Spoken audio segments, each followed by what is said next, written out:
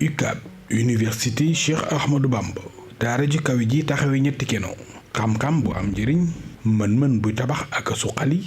ay teggin yu rafetal jëflante yi ak diggante yi taxawaayam ci jàppale ndaw yi jàng diini ak arab ci lu jëm ci seenum njàng ak tàggatu ci wàllu liggéey tax na lim bu takko fa wutal siku ba tax mbooloo mu takku di ay junni di fi jànge nguuru Sénégal it def ko ca slayam li waral at mu jot mu fi yónnee lim bu takku ci ay ndongoom ngir ñu wéel fi seenu njàng ci daara ju kawe ji. Université Cheikh Ahmadou Bamba dafay université boo xam ni dafa nekk ci lu ñu mën a tuddee partenariat public privé PPP ba exemplaire boo am ay résultats aussi yu am solo mën nañu wax ni depuis 2013 ak léegi plus de 7000 étudiants état bi orienté na ko ci UCAB 7480 exactement depuis 2013 ak fi ñu nekk nii rien que pour cette année-ci état bi orienté na fi 2080 nouveaux bacheliers yoo xam ni dañuy ñëw pour def seeni formation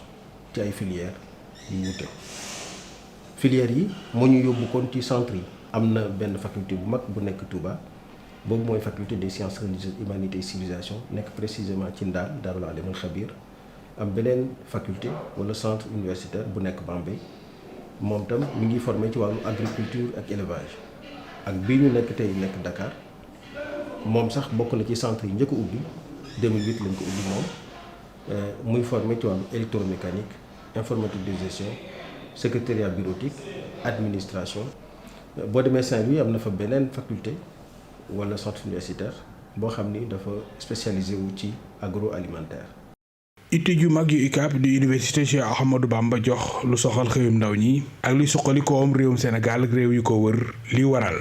mu yaatal fànn yi may amalem njàngam. ahlan wa sahlan marhaban bikum fii ci kulliyatu ulum ad-diine wal insaniya wal xadarat ñu gën koo xam ci faculté des sciences religieuses des humanités et civilisations bi Université Cheikh Ahmadou Bamba. faculté bi nag ñu ngi teg xeer bi pour la première fois le 16 mars 2006 ñu inauguré ko le 2 mai 2018 ñu njëkk a fee am première promotion licence ci le 31 mars 2022 kuréel bi nag mi ngi nii ñaari spécialisation la ñu fi am bu ci njëkk mooy science religieuse di ulumuddin ak beneen spécialisation boo xam ne ren jii lañ ko tàmbali mooy taarix ak civilisation maanaam histoire et civilisation. depuis 2018 nag ci la fi gouvernement bi tàmbalee orienté ay étudiants yi nga xam ne dañoo am bac bu ñuy wax bac LAR langue et civilisation arabe. ren jii nous sommes à plus de 3500 étudiants ñoom ñoo fi nekk ñu séddale leen ci ñeenti année mooy année préparatoire licence 1 licence 2 ak licence 3 boo amee licence incha allahu rabbi ubbil nañ leen master aussi boo xam ne ren jii lañ ko tàmbale ñu ngi ko tuddee sciences religieuses et pensée islamique donc ñaari at nga fiy def master 1 ak master 2 avec des spécialisations diverses lu mel ni exégèse coranique lu mel ni pensée islamique lu mel ni interprétation du Coran yooyu yëpp incha allahu rabbi am na fii ci biir université bi kon di sifa am daal loolu mooy kulliyatu ulumu diine wal insaniya wal xadarat bu Touba. ñu ngi fii ci centre Serigne Saliou Mbacké te ñu féetali ni fii ci Bambey centre bi option agriculture ak élevage sàmm ak mbay la ñu def te ñu xam ni fii ci Sénégal ñu bari ñi koy def ci série scientifique yi ci la ñu bàyyi ko bac bi nga xam ni nag reconnaître nañ ko mooy bac bi bac littéraire la te ñoom gannaaw arabe lañu ci ëpp moom lañ doon jàng bu ñu paree année préparatoire bi ñu doog a tàmbali seen licence 1 licence 1 boobu tamit ak bi ci topp licence 2 la ba cee mujj mooy licence 3 comme baaxoo yenn écoles yi ni ñu koy defee dama koy wax toujours la finalité d'une formation c'est un métier donc profil bi am na ñoo xam ne mën nañu wéyal seen jàng am na ñoo xam ni am nañ chance dugg fonction publique am na profil boo xam ne tey jii ñoom si boppam ñi ngi liggéeyal nit mu waralul leen salaire am na ñoo xam ne ay employés lañ am na ñoo xam ne ay employeurs lañ mooy ñi nga xam ne tey jii te maa yaakaar ni boobu moo ci gën a am solo koo xam ne tey jii dafay liggéey ba pare def yëfi boppam di jël l'emploi ñu xëy ndaw yi mu nekk ndaw boo xam ne jàng nga ba pare am sa métier man ko dem ba créer sa entreprise bopp jël leneen ñoo xam ne tey jii say rakk lañ dugal leen ci mbay bi loolu mooy profil yi nga xam ne boobu ba léegi ñu ngi ciy génn. fii ci centre de Dakar am na filière informatique de gestion am na tamit filière électromécanique am na it filière administration. filière administration am na ñeenti spécialité muy marketing et communication ak finance islamique ak comptabilité générale ak ressources humaines donc tey jii classe bi ñu nekk mooy classe su licence 1 informatique de gestion ñoom bu ñu ñëwee bala ñuy def licence 1 dinañ leen defal année préparatoire bi pour renforcer leen ci matières yi nga xam ne mënuñ koo ñàkk pour formation bi la lu mel ni mathématique lu mel ni PC physique chimie lu mel ni aussi français boo xamante ne bii dinañ ci mën a defee seen apprentissage buñ ci paree nag buñ validé année préparatoire boobu ba pare ci la ñu tàmbali licence 1 licence 2 licence 3 ñoom ñëpp boo leen boole ëpp nañ 1000 étudiants yoo xam ne ñu ngi fii ci centre de Dakar di fi jànge di fi defee formation. ñu ngi leen di dalal tey ci centre Mame Mor Diarra bu Saint-Louis Ngalel bokk ci université Cheikh Ahmadou Bamba mu doon centre boo xam ne nag mu ngi tàggat maanaam étudiants yi ci agroalimentaire maanaam les technologies agroalimentaires fii nag am na ñetti maanaam niveau am na année préparatoire bi nga xam ne mooy tax maanaam étudiant bi amay bagage intellectuel yoo xam ne ci matière scientifique deuxième niveau bi mooy L1 licence 1 am na licence 2 am na licence 3 fii nag fi la ñuy tàggate maanaam étudiants yi ci les technologies agroalimentaires boole ko pêche ak aquaculture mu doon centre boo xam ne ubbi nañ ko en février 2020 kon mu doon à sa 4e année. mën nañu wax ni ci université privée yi nekk Sénégal moo ci raw moo ci féete kaw génn na itam ay nit ñu am solo parce que certification bi daf ci am solo ay nit ñoo xam ne am nañ seen licence te licence yooyu c'est des licences yoo xam ni co-signé avec l'État du Sénégal état bi moo koy signé moo koy jébbal ñi nga xam ne ñoo fiy jànge université la itam boo xam ni mën nañu wax ni dafay def social ndax objectif am muy li mu jublu du pour am xaalis à but non lucratif la maanaam dafa ñëw ngir dimbali aw askan loolu mooy philosophie éducative bi nga xam ni moom la Serigne Mourtada yoroon moom la Serigne Mamour Mbacké continuer ci université bi parce que université bi prolongement wu institut Al Azhar yi la. daara ju mag ji di UCAB université Cheikh Ahmadou Bamba nag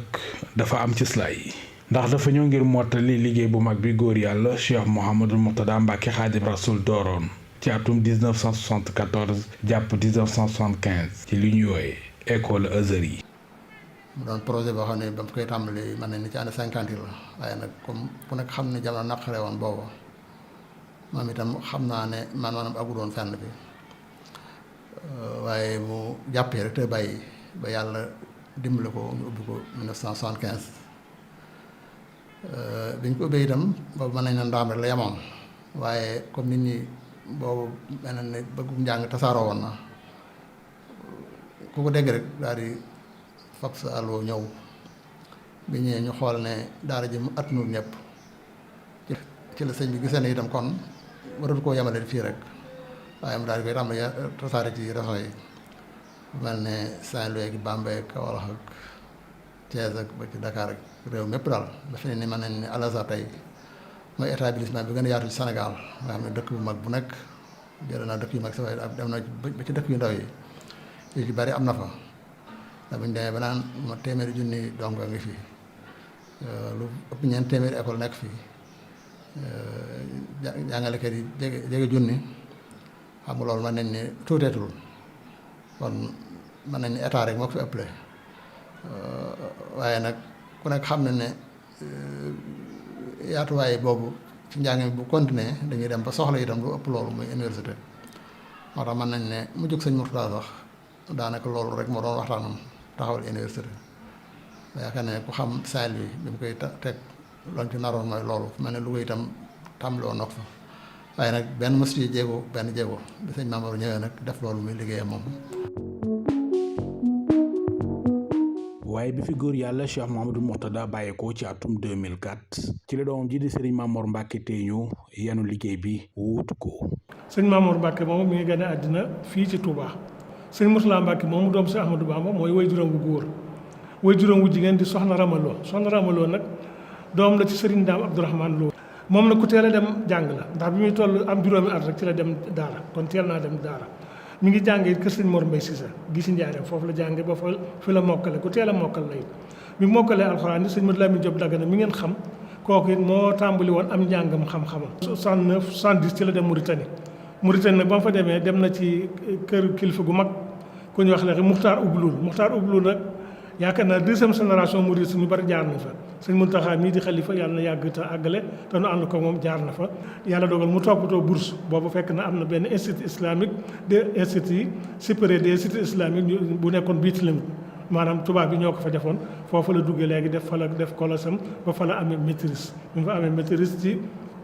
1975 ci la am maîtrise bi mu amee maîtrise bi ñëw dem na Égypte léegi ci université Caire gannaaw bi la mujj ñëw Angleterre bi mu ñëwee am na benn université bu ñuy wax léegi Royal Holloway foofu la dem foofu ñoom amoon nañ léegi li ñuy wax léegi maanaam dirasa maanaam islamique falsafa ku teel a am indépendant ci boppam la maanaam di ci xalaatkat dem ak boppam ak di sukkandiku ci boppam ak di sukkandiku ci xalaat ci boppam loolu moo tax nag fit woowu nga xam ne moom la am ak jéem a dem ak boppam nag loolu moo ko may sax bi nga xamee sëñ Mourtada jóge na fi te mu àndoon ak sëñ Mourtada ci liggéey boobu bépp fu ne mu dugg fa expérience boobu moo ko may bi fi sëñ Mourtada jógee 2004 août bi maanaam benn at rek lañ ci teg 2006 moo am fitu ne de kon damay wut université Cheikh Ahmadou Bamba 2008 mu daal di commencé ñaari at après ubbi centre d'excellence pour l'enseignement et la formation professionnelle boobu le bac arabe n'était pas reconnu boobu kenn reconnaître bac arabe ci la commencé di former di dem ay BT électromécanique ñii di am ay BEP ñii di am ay CAP di spécialisé wu ci électricité ñii ci bureautique ñii ci mécanique ba ñooñu ñu ci bari inséré wu lañ nekk am na ñoo xam ne sax yàlla dimbali nañ leen continuer nañ seen étude ba am seen i ingénierat. waaye wuutu gu Serigne Mamor Mbacke wuutu way juróom wa Cheikh Mouhamadou Mourtada yamul rek ci wàllum njàng mi waaye daf ko wuutu ci fànn yëpp. rawatina jéego yu góor yàlla Cheikh Mouhamadou Mourtada Xaadim Rasoul daan jéego ca bitim réew ngir yaatal lislaam ak njàngalem Serigne Touba Xaadim Rasoul. ndax sëñ Mamor xam ngeen ne dafa wuutu sëñ Mourtada ci liggéeyam ci ni ko nu maanaam wax sëñ Mourtada la doon tasaare ci àddina mooy lislaam la yoroon di ko tasaare ci àddina lislaam booba moo tax kon fu ñuy toog di fa nase bokk ci àddina nekk ci kaw suuf si sëñ Mourtada jàpp na ne kon war na faa tax jataay bi ci jëkk mën nañoo wax ne benn ci jataay yi mooy UNESCO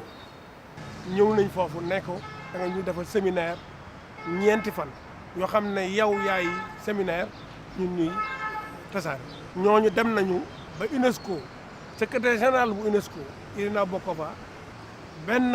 jataay bi mun a organisé ñëw na Sénégal invité sëñ Mamour dem foofa dem dafa ñetti fan jataay international bi tam bokk na ci ñi jur mu dem ONU xam nañ ne jataayu àddina bu ñuy wax jàmm ak salaam jataay bu ñuy wax ne ke tër na nga naay kenn mënu ko woote ci àddina te boole ñu sëñ Mamour jataay ba dem na ISESCO sëñ Mamour bokk na ci ña fa jataayu ko rek bokk na ña fa jël kaddu bokk nañ dafay ña xam ne leeral nañu ay yoon yoo xam ne nit ñi mën nañ ko topp pour yegg ci jàmm kon sëñ Mamor li muy desar xam nga ne loolu mission bu nungu la ndax sëñ Mamor du moom jataay ba muy demee mooy sëñ Mamor la fay dem sëñ Mourtada la fay demee jataay ba muy demee sëñ Touba la fay demee sëñ Touba moomu nag moo tax jataay ba di taxawa di am solo di am yaatuwaay kon loolu moom di gàttal rek war nañu wax ne jataay yu fi dayo bi université Cheikh Ahmadou Bamba am di tolluwaayam bokk na ci gis-gis bu sori ak wàccuwaay ak dayo bi ki ko sos am Serigne Mamor di nitu xam-xam bu ñëpp ràññee. li ñuy wax vision nga xam mooy gis-gis bu sori boo xam da nga am yéene ko ci biir askan wi ci dundu askan wi moom dañ koy gis ci dundam yaakaar naa bu ñu xoolee wax nañu 1978 la njëkk a taxaw ci kanam mbooloo wax ne jot na sëkk ñu créé beneen masse gu bees. mooy ñu fexe ba am citoyen boo xam ne ni dana mel ni ñu bëgg ci dundin ci biir askan wi waaye mel ko ci wàllu diineem tam loolu tam mu liggéey ci liggéey yu mag yoo xam ne nii moo gën a fës ci liggéeyam te mooy liggéeyam ci wàllu xam-xam mu bind ay téere yu bare bare yoo xam ne defe naa ne at ji bari ci askan wi xamaguñ ko mu bind ko ci ay fànn yu wutee wute ci ay tomb yoo xam ne tam dafa soxlaal askan wi maanaam wàllu njàng ak njàngale ni ñuy fexee ba teg ko ci yoon mu gën a jëm kanam bind na ci. bind ci maanaam wàllu weer yi ngay gis nga xam coow yu baree ba di ci am jullit yi naka la ñuy fexee ba gis weer naka lañ ko mën a saytoo ba mu nekk benn bind na ci. bind ci yeneen yoo xam ne itam ay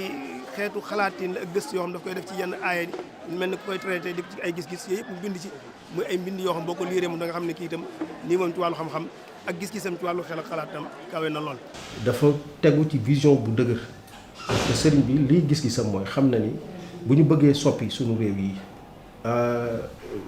sous développement bii ñu nekkee coono yi ñu nekkee faaw ñu jaare ko ci éducation ak formation rawatina formation professionnelle te ku ne xam na développement démographique bi ni mu demee ci réew mi il faut jeunesse bi jeunes yi ñu leen di dimbali ci di leen former ci ay métiers ngir ñu mën a sukkandiku ci seen bopp mën a gunge réew mi itam pour ñu dem ci kanam. UCAB liggéey bi nag sunu borom def ci tawféex ak barke ba tax na ndaw ñu bëree bëri ñu génn ci daaru ji kawe ji am na ñum xëy doon ay techniciens yu kawe ñu ràññee leen lool. am na ci sax ñoo xam ni seen entreprise bopp ñoo ko créé maanaam taxawal nañu ay bërëbu liggéeyukaay yuñ moomal seen bopp. maa ngi jàngee Al Azhar bu Thiès maa ngi am foofu sama bac 2008 après waaw ci la ñu sëñ Mamor ubbil opportunité. ñu ñëw centre d'excellence Cheikh Mouhamad Mourtada pour l'enseignement et la formation professionnelle bi nekk fii Fass Mbao foofu lañ ñëwee def 4 ans de formation en électromécanique après par la suite foofu la ñu jëlee nag yóbbu ñu ci école yi ñu daal di jaamarloo ak ñeneen ñañ fay fekk bon man maa ngi woon Delafosse doon nekkoon fa major en 2011-2012 après par la suite ci la commencé benn formation bu ñuy wax en informatique industrielle ak automatique fii ci CNQP te mu nekk fii Bel Air après li ci topp ma dem lycée technique industriel et minier de Kédougou foofu laa continuer sama BTS foofu laa defee sama BTS électromécanique waaw bi ma jugee Kédougou nag après ci laa ñibbisi waat Dakar après quelque temps après ma commencé liggéey ci benn entreprise bu doon def agroalimentaire bu ñu koy wax Med Oil foofu laa nekk après ma def 1 an et quelque après ci laa ñëw ci entreprise bi ñuy wax TSG Sénégal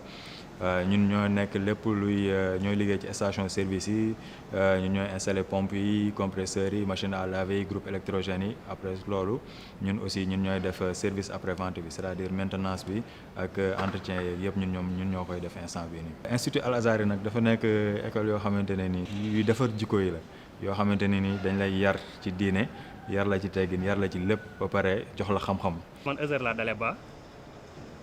fa laa jàngee ba am fa sama bac arabe ba ma fa jógee laa dugg ci centre de formation technique bu Azhar ci boppam yi sëñ Mamor taxaloon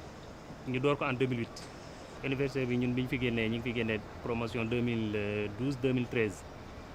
bu ñu fa génnee def nañ ay entreprises yu bëri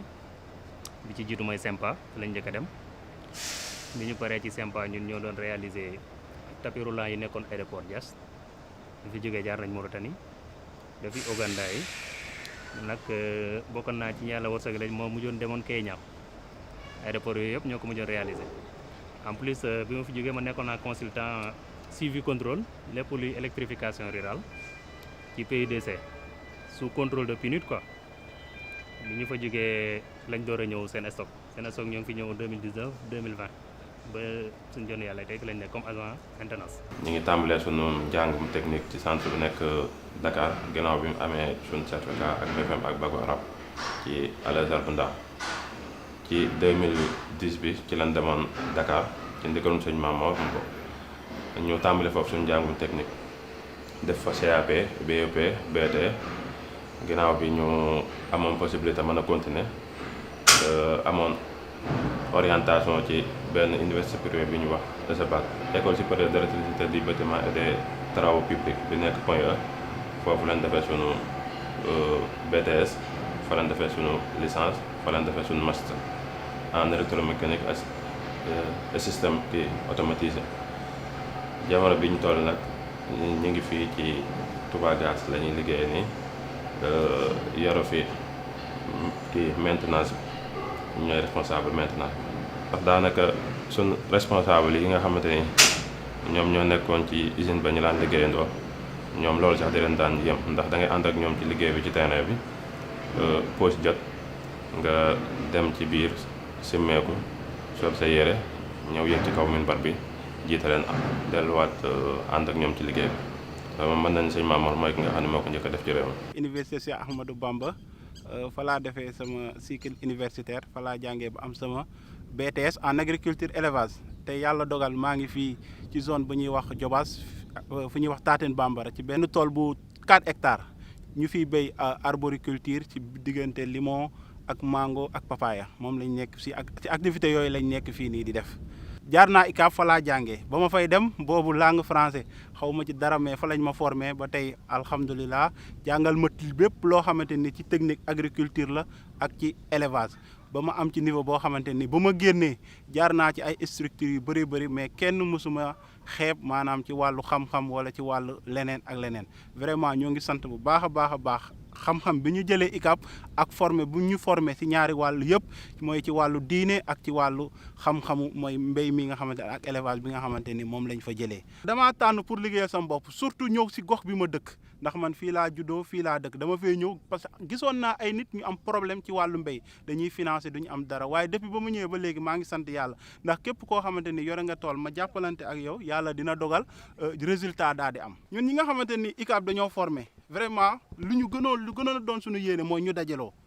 xam ne dañuy ànd booloo liggéey parce que ku nekk yaa ngi sa boor kii 4 hectares kii 3 hectares ñuy exploiter ay nit waaye bu ñu dajaloo liggéey bu ko defee sax dootuñu jigaanati dara lépp loo xamante ni soxla nañ ko ci Sénégal fii lañ koy jëlee te yaakaar naa loolu loxo yi ci gën a yéey te ma am ci yaakaar loolu ay étudiants yi génne ICAP mun nañ ko. Al Azhar laa commencé maa ngi fa commencé ci ibtidaaiya ba maa ngi fa bac Al Azhar Thiès ma fa génnee ñu orienté ma Bambey ma dem université Ahmadou Bamba. Fala def 3 ans def fa année préparatoire def fa première année deuxième année am fa BTS ñu ngi ma formé nag ci wàllum mbay ak càmm bon man nag ci wàllum càmm ci laa gën a spécialisé wu muy la production animale bi ma fa defee 3 ans génn naa fa ak BTS dem naa ci yeneen universités yi continué naa fa sama njàng ba am fa licence donc actuellement maa ngi sur le terrain maa ngi liggéey ak benn entreprise bu ñuy wax SERIC société d'industrie des ressources agronomie et commerciale bu nekk Saint-Louis je suis le représentant dans le département de Tivaouane donc actuellement maa ngi nekk di liggéey ak ay nit di def damay def suivi de ferme damay def aussi traitement en domicile damay def aussi ay prestations damay def aussi ay conseils damay def rédaction de projet damay def aussi suivi de ferme en distance donc loolu lépp nag bu ma ko doon tënk mooy fan ma formé muy université Amadou Bamba inculqué nañ ma ay connaissances yoo xamante ni bu ma fa génnee mën na maa dem ak sama bopp mën na maa gagné sama vie mën na maa jëriñ sama bopp waaye jëriñ sama réew ndaxte loolu lépp damay jiital diine ji nga xamante ni moom la njëkk a def ci man parce que du ma def dara loo xamante ni maanaam xooluma li naan laa yaxil lil mukallaf an yafala shay'an hatta yaarifa hukmallaahi fii. waaye bokk na ci solo su tàggat gi ñu tàggat ñi jaar ci université Cheikh Ahmadou Bamba am boo leen fekkee ci seen bërëbu liggéeyukaay dañuy am melo ak yar bu ñu leen yar ak tàggat ci daara ju kawe ji di UCAB mu doon gànjuru wurus gu leen di ràññeele ak seeni moroom li waral lenn sax ci seen ay kilifa di def ay seede ci ñoom.